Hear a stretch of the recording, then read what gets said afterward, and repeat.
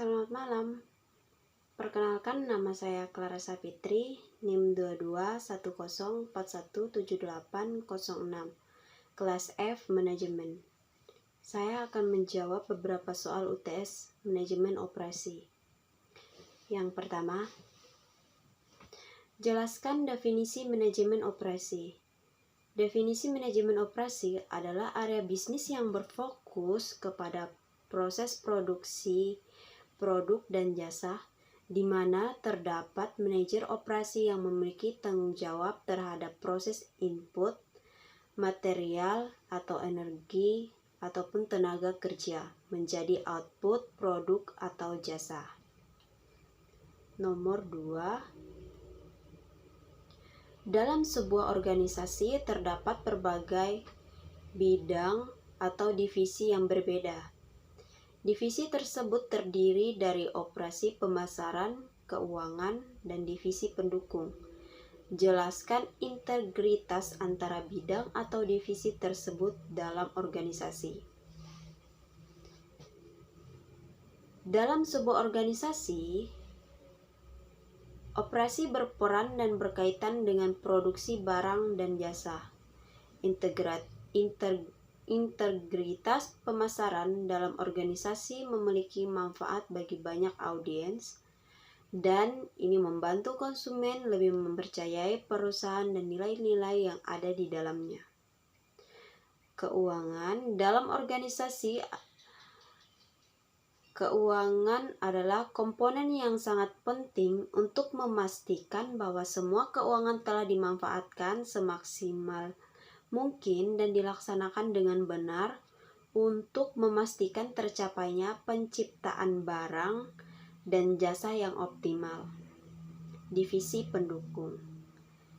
Di dalam organisasi, divisi pendukung berperan sebagai kebijakan yang dilakukan oleh divisi operasi pemasaran dan keuangan sehingga berjalan teratur dan terstruktur sesuai dengan yang diharapkan. Soal nomor 3. Jelaskan perbedaan proses operasi di perusahaan manufaktur dan jasa. Jawabannya, perbedaan kegiatan operasional perusahaan manufaktur dan jasa terletak pada lokasi produksi perusahaannya. Perusahaan manufaktur membutuhkan lokasi fisik untuk melakukan proses produksi barangnya, sedangkan perusahaan jasa tidak membutuhkannya. Soal nomor 4. Jelaskan definisi, tujuan, dan contoh proyek dalam dunia bisnis dan kehidupan sehari-hari. Jawab, manajemen proyek ialah salah satu tata cara dalam mengelola sumber penghasilan yang penting untuk menyelesaikan proyek dari awal sampai selesai proyek tersebut. Tujuan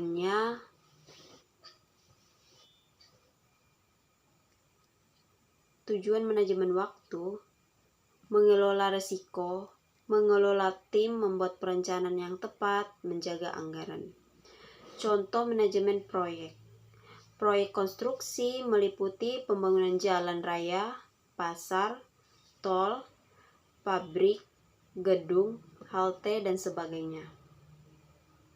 Pengembangan software untuk meningkatkan produktivitas karyawan. Proyek pembuatan aplikasi seperti rekrutmen untuk perusahaan besar dan pengembangan sistem informasi perusahaan. Nomor 5. Jelaskan hubungan antara kualitas, waktu, dan biaya dalam pelaksanaan sebuah proyek. Jawab, kualitas dalam pelaksanaan sebuah proyek meliputi beberapa poin yang berhubungan.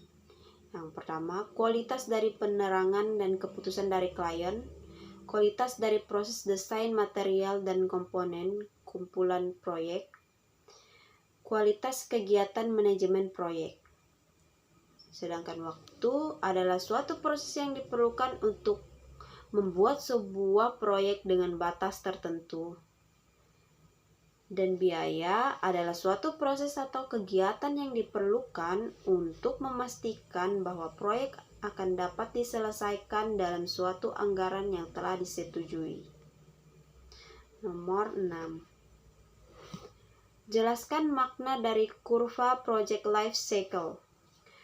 Project Life Cycle adalah siklus kehidupan dari sebuah proyek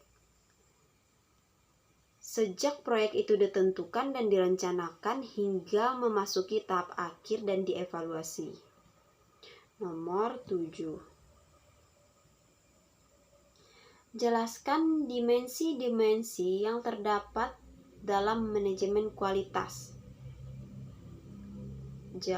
Jawab, ada 8 dimensi. Yang pertama, kinerja. Berhubungan dengan karakteristik operasi dasar dari sebuah proyek.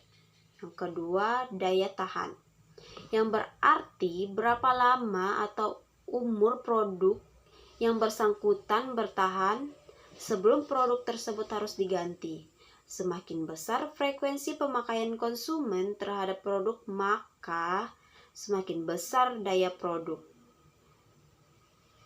Kesesuaian dengan spesifikasi, yaitu sejauh mana karakter operasi dasar dari sebuah produk memenuhi spesifikasi tertentu dari konsumen atau tidak ditemukan cacat pada produk. Nomor 4, fitur adalah karakteristik produk yang dirancang untuk menyempurnakan fungsi produk atau menambah ketertarikan konsumen terhadap produk. Nomor 5,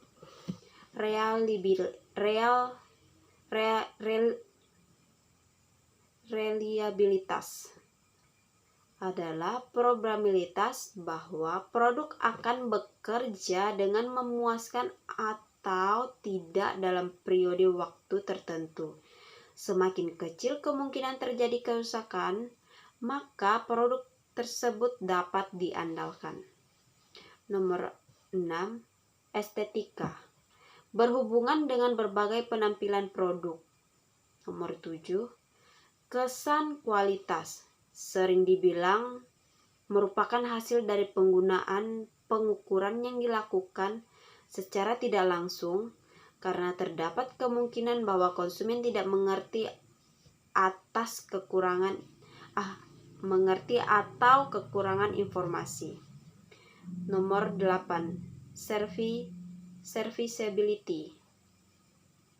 Meliputi kecepatan dan kemudahan untuk direparasi serta kompetensi dan keramah tamahan staf layanan. Soal nomor 8. Terdapat 4 jenis biaya dalam pelaksanaan manajemen kualitas, yaitu biaya pencegah, biaya penilaian, biaya internal, dan biaya eksternal. Jelaskan perbedaan jenis biaya tersebut. Jawab, biaya pencegah ialah biaya yang digunakan untuk mencegah setiap kesalahan ataupun masalah yang terjadi pada kualitas produk. Biaya penilaian ialah biaya yang dikeluarkan agar kualitas barang tidak mengalami suatu masalah. Biasanya, ini termasuk dalam inspeksi bahan baku guna memeriksa ataupun menguji produk pada proses pembuatan barang jadi. Biaya kegagalan internal. Biaya yang dikeluarkan apabila produksi produk mengalami kecacatan. Dan biaya kegagalan eksternal. Biaya yang akan dikeluarkan saat pembeli menerima produk berkualitas buruk. Sekian jawaban saya ucapkan terima kasih.